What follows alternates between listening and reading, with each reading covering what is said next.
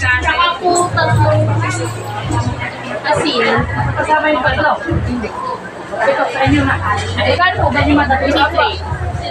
Ay, hindi lang. Asin. Kasi yung ulam nila lang, asin. Tawa na kayo sa bagong.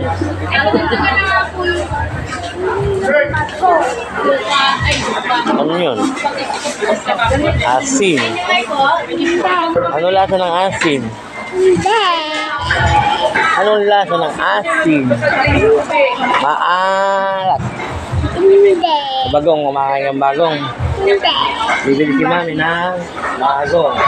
Ayun, si mami. Buwena, bibili ng bagong.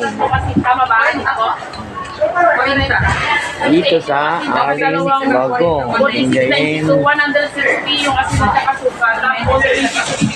bagong.